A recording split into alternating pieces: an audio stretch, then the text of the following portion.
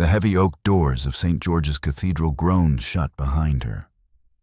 Candles flickered like dying stars along the ancient stone walls, casting long golden shadows across the aisle. Selene Archer stood motionless at the altar, her white silk gown whispering against the cold marble floor. Her bouquet of white roses trembled in her gloved hands. Damon Blackwood, the Duke of Northmere, looked every inch the powerful aristocrat. Tall, dark, impossibly handsome. But his voice when he spoke, his vows was ice. I, Damon Blackwood, take thee, Selene Archer. Each word fell like a hammer on stone. Selene's heart pounded so violently, she was sure the entire congregation could hear it. She forced her lips into the perfect society smile she had practiced since she was 16. Then came the moment. The priest smiled warmly. I now pronounce you husband and wife. A ripple of applause filled the grand cathedral. Damon turned to her. For one breathless second, his steel-gray eyes met hers. Then he leaned in slowly, his breath brushing her ear like winter wind. His voice was low, barely a whisper, but every syllable carved itself into her soul. This marriage is nothing more than a contract. Do not expect love. Do not expect closeness. Keep your silence, protect the Blackwood name, and never ever tarnish it. Selene's breath caught. The roses in her hands suddenly felt like lead. The world tilted. She stood frozen as cheers and congratulations exploded around them. Her smile never wavered. But inside, something shattered with a sound only she could hear. How could a single sentence feel like a death sentence on her wedding day? She had known Damon carried scars. Everyone in London whispered about the scandal 3 years ago, how Brielle Voss had publicly betrayed him, how she had laughed while tearing his heart and his family's reputation to pieces. Selene had told herself she could be different, that kindness could melt even the coldest duke. But in that moment, standing before God and 200 members of the ton, she realized the terrible truth. She had just married a man who saw her as nothing more than a beautiful, well-bred necessity. The carriage ride back to Northmere Hall was silent. Damon sat across from her, staring out the window into the London night, his jaw tight, his gloved hands resting motionless on his knees. He did not look at her once. Selene kept her gaze fixed on the passing gas lamps, blinking rapidly to hold back the burning in her eyes. Later that night, when the last guest had left and the great house grew quiet, Selene finally stood alone in her new bedchamber. The room was magnificent, heavy velvet drapes, a massive 4-poster bed draped in cream silk, a fire crackling warmly in the marble fireplace. Everything a duchess could desire. Except warmth. Except hope. She walked slowly to the tall mirror and stared at her reflection. The elegant Duchess of Northmere stared back. But her dark eyes were hollow.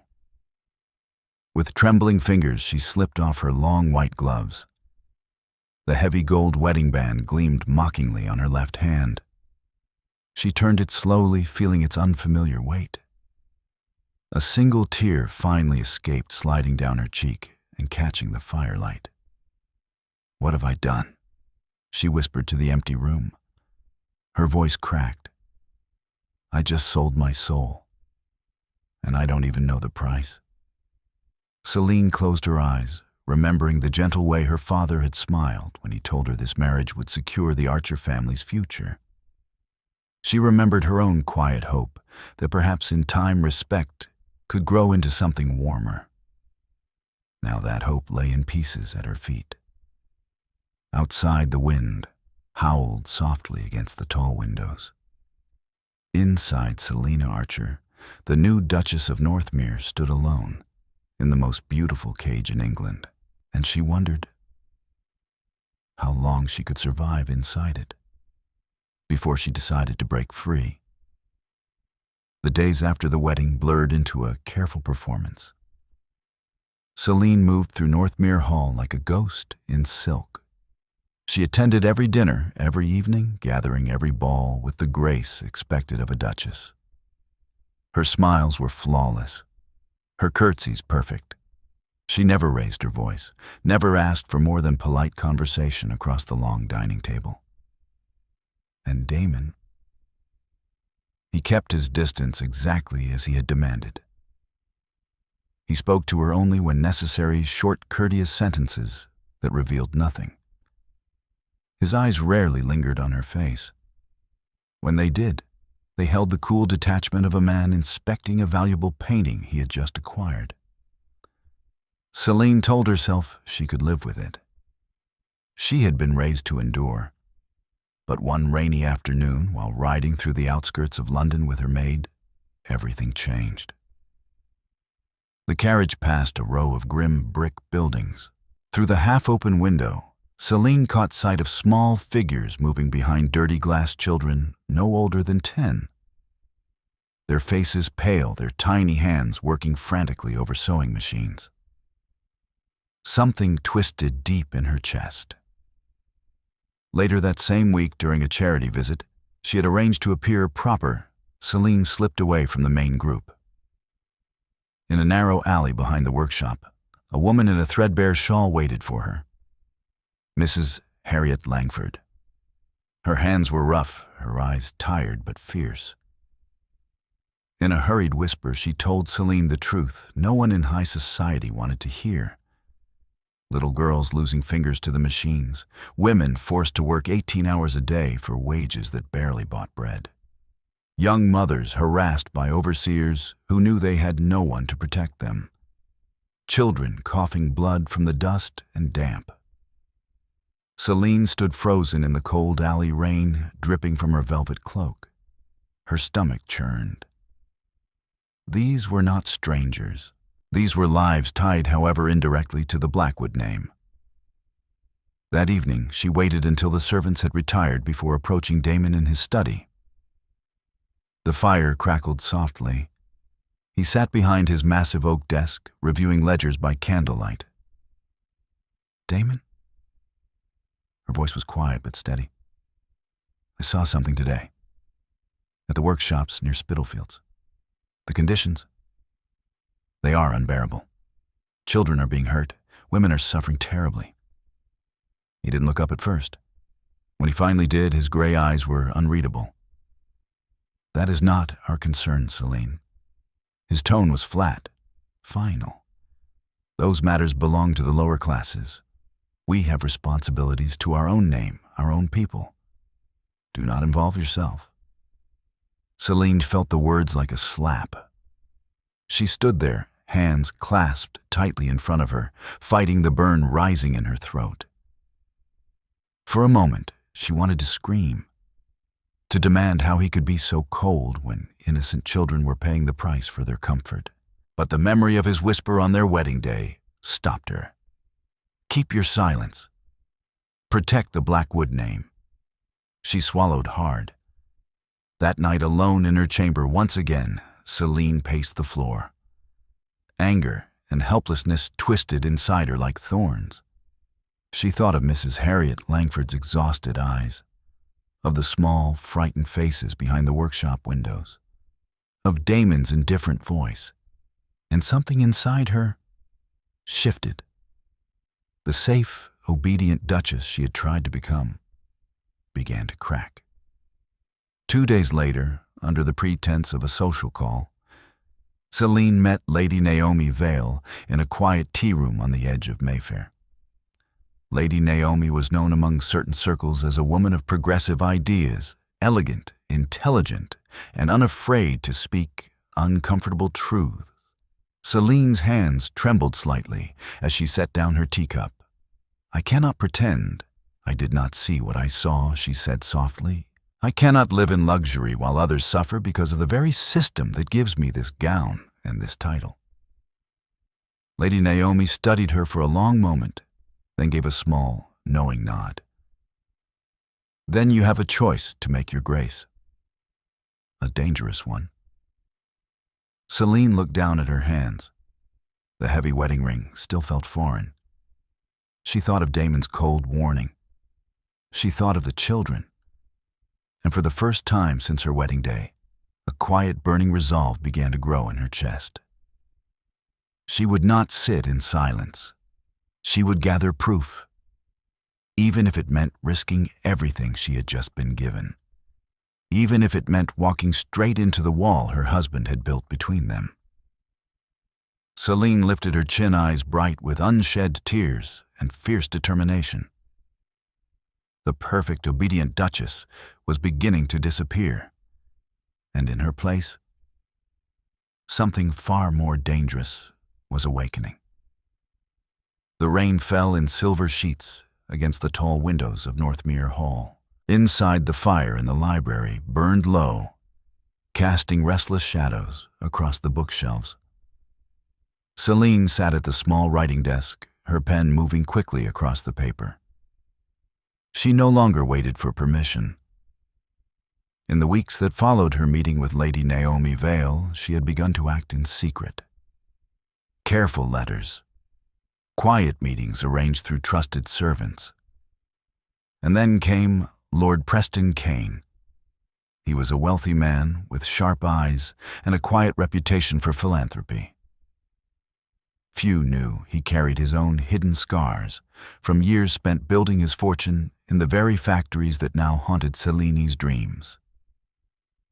In a private parlor, one gray afternoon, he listened as she spoke. When she finished, he leaned back, studying her with something close to respect. "You are playing a dangerous game, Your Grace," he said softly. "But if you truly wish to change things, I will help you find a way." Selene left that meeting with hope flickering in her chest for the first time in months. But hope, she was learning, always came with a price. Damon began to notice. At first, it was small things. The way she grew quieter across the breakfast table. The way she slipped out of the house more often during the day, returning with mud on her hem and a distant look in her eyes. The way she no longer tried to fill the silence between them with careful conversation. He watched her from across rooms, his brow furrowed, a shadow of unease growing behind his cool gray eyes. Then Vanessa Croft arrived, like poison wrapped in silk. At a private musical hosted by mutual acquaintances, the beautiful blonde cornered Selene near the refreshment table. Her smile was sweet, but her words carried venom. "I hear you've been spending quite a lot of time with Lord Preston Kane lately," she murmured loud enough for nearby ears to catch. "How interesting. A new duchess forming such close connections so soon after her wedding. People are beginning to talk, you know." Selene felt ice slide down her spine.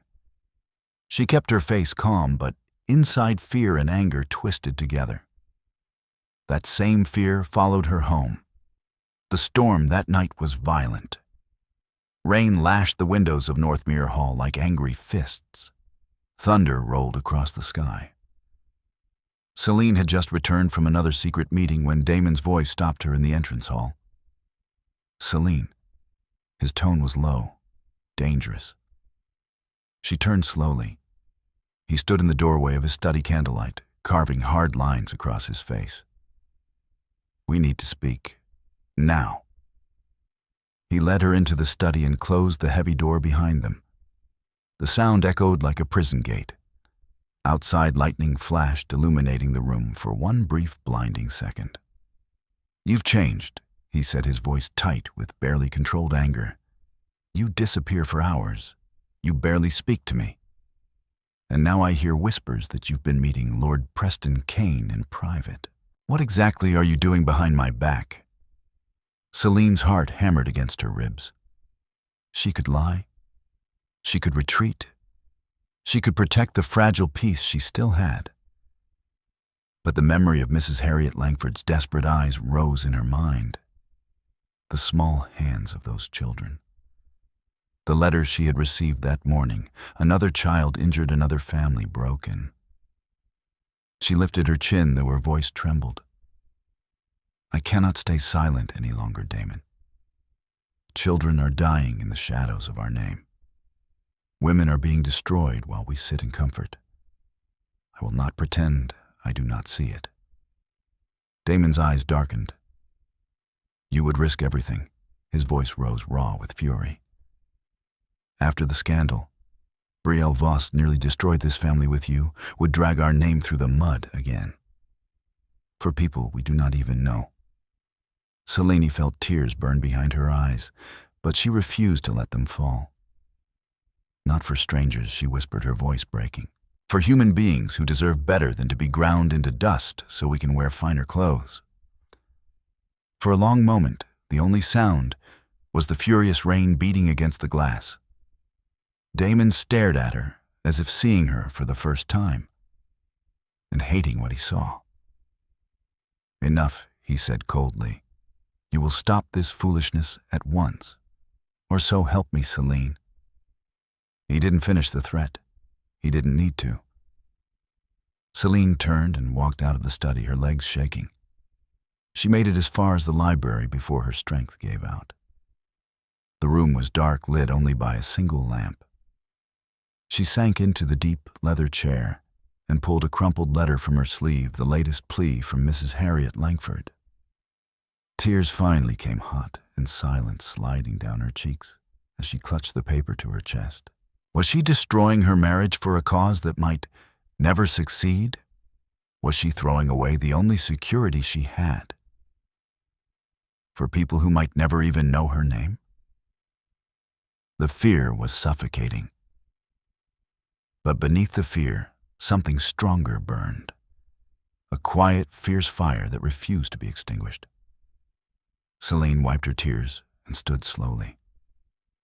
She walked to the window and looked out into the storm. Lightning split the sky once more. In that flash of white light, her decision crystallized. She would not hide anymore.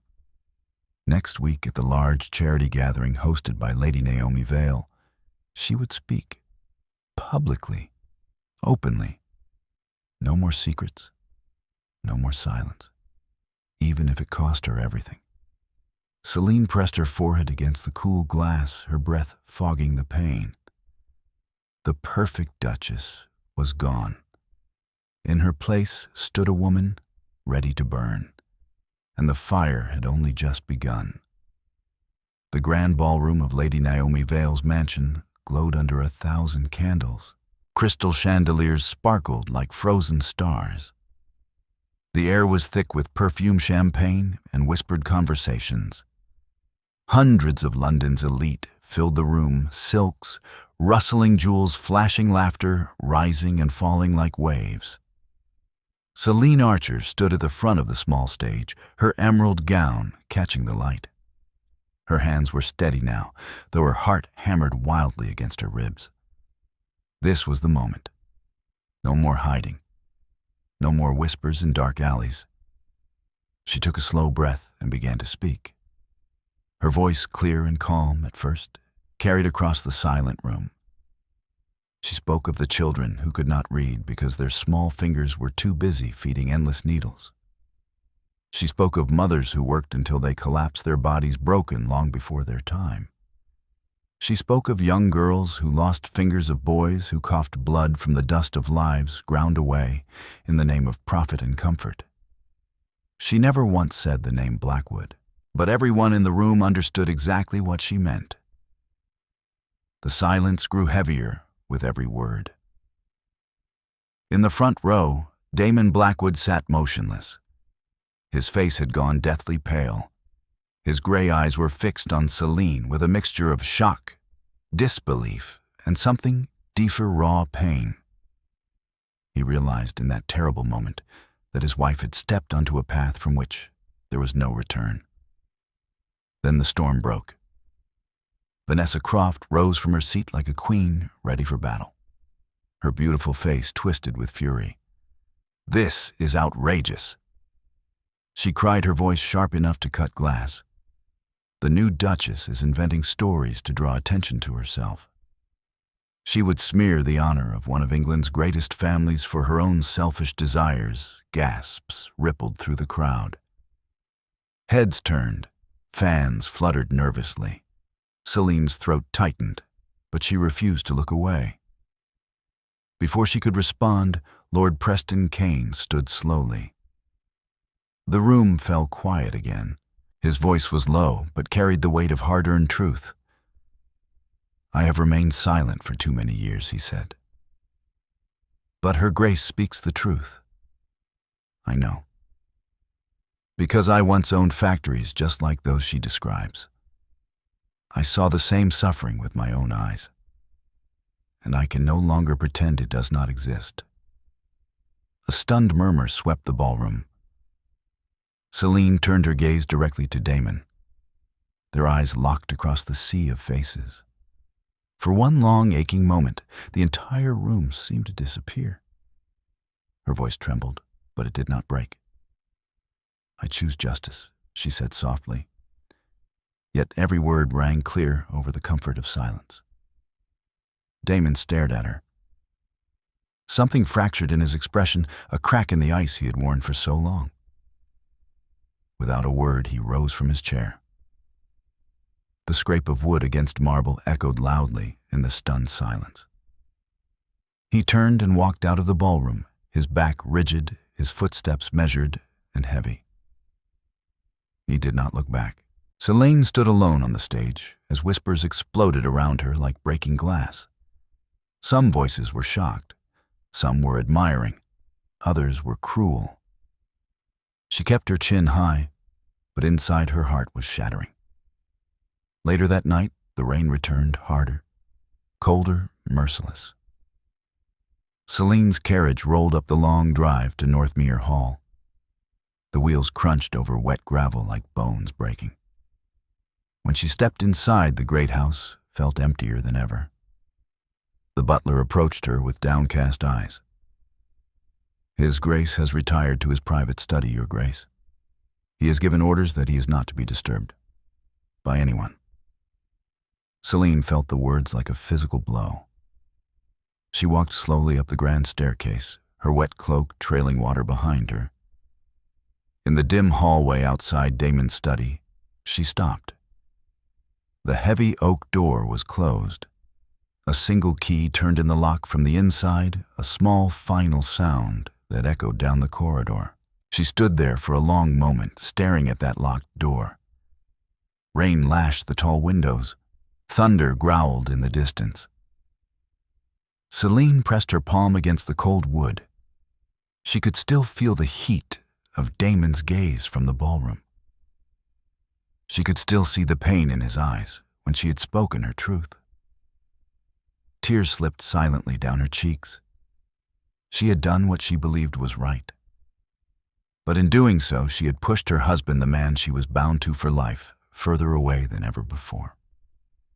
The perfect silent marriage she had once tried to maintain now lay in ruins at her feet. Selene leaned her forehead against the door and closed her eyes.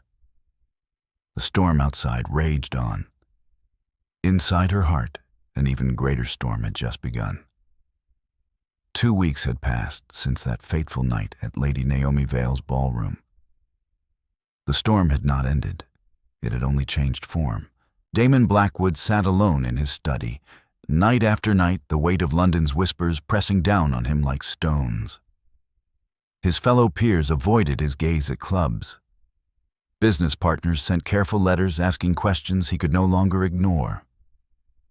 The name Blackwood, once spoken with respect, now carried doubt. Then came the letter from Mrs. Harriet Langford.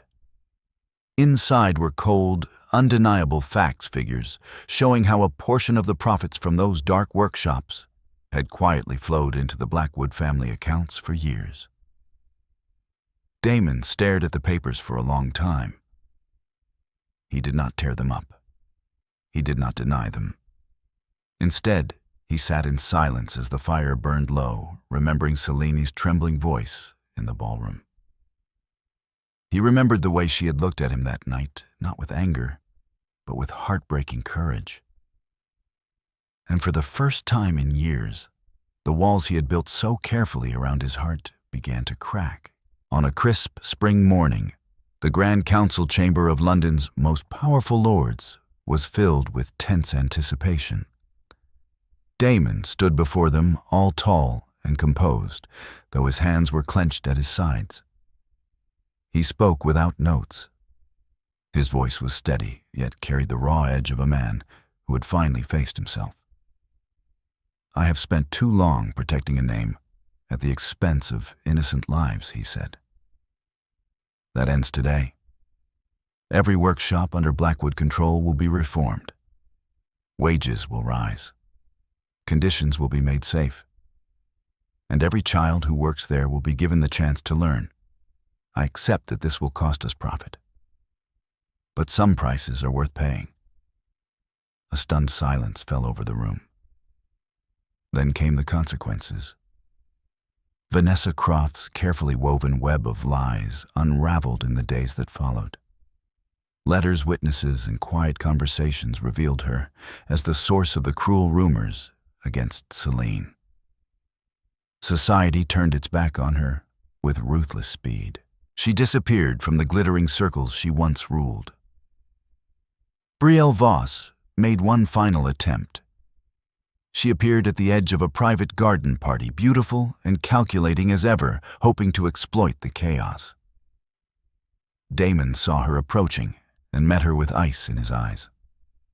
"We are finished," he said quietly, his voice carrying finality. "Do not come near my wife or my family again. Ever." Brielle's smile faltered. She left without another word. And just like that, the ghosts of his past lost their power. The most tender moment came on a warm afternoon in the blooming gardens of Northmere Hall. Spring flowers swayed gently in the breeze. Sunlight filtered through new leaves. Damon found Selene sitting on a stone bench beside the rose arbor. He approached slowly, then did something she never expected. He knelt before her on the soft grass, not as a duke, not as a proud man protecting his name, simply as a husband. "I was wrong," he said, his voice rough with emotion. "I turned honor into a wall that kept everyone out, including you. I was so afraid of being hurt again that I hurt the one person who never deserved it." Tears filled Selene's eyes. She reached out and gently touched his face, her fingers tracing the line of his jaw. "I was so scared," she whispered, her voice breaking. "Scared that fighting for what was right would mean losing you forever." Damon covered her hand with his own. "You didn't lose me," he said softly. "You saved me." For the first time, they embraced not as Duke and Duchess, but as two wounded souls who had chosen to walk the hardest road together. The embrace was quiet, deep, healing. Months later, on a bright summer morning, Selene and Damon walked hand in hand through the newly reformed workshop. The air no longer smelled of dust and despair. Sunlight streamed through clean windows. Children sat in small groups learning their letters for the very first time. Their faces lit up with wonder as they traced the shapes of words. Selene watched them with tears in her eyes. Damon's arm rested gently around her waist. His hand occasionally drifted to the soft curve of her growing belly, where their child Julian was already making his presence known with gentle kicks. As they stood together, watching the children laugh and learn, Damon leaned close and whispered against her temple. "This is the future we're building," he said. "Not on contracts or duty, but on courage, on truth, on us." Selene turned to him, her eyes shining with love and quiet strength. She placed her hand over his on her belly and smiled. "Yes," she whispered. "Together." In that moment, the cold words spoken on their wedding day felt like a distant dream. They had not simply survived the storm. They had walked through it and found light on the other side. True justice does not begin with power or title. It begins the moment someone dares to stand up. And the strongest love is not the one that demands silence. It is the one that chooses to heal both the wounds of the world and the wounds of the heart side by side. Finally, let me send my deep thanks to you. Thank you for listening and for allowing this story to speak to your heart. The Wild West still holds countless truths, some painful, some tender, all worth remembering. Stay with us, subscribe, comment, and invite others to discover these untamed stories. From our hearts to yours, thank you for being part of this journey. Aviso legal, barra disclaimer. Each story shared here is produced for storytelling enjoyment. Certain scenes may include fictional or dramatized elements inspired by historical circumstances. Although AI tools assist us in visuals narration and script development, the emotional tone editing and quality control are conducted by people to ensure meaningful experiences. We fully uphold YouTube's policies using no deceptive recreations or impersonations of real individuals. All creative resources are properly licensed. Unauthorized copying, re-uploading, or remixing is not permitted. Thank you for supporting the effort behind every episode we create.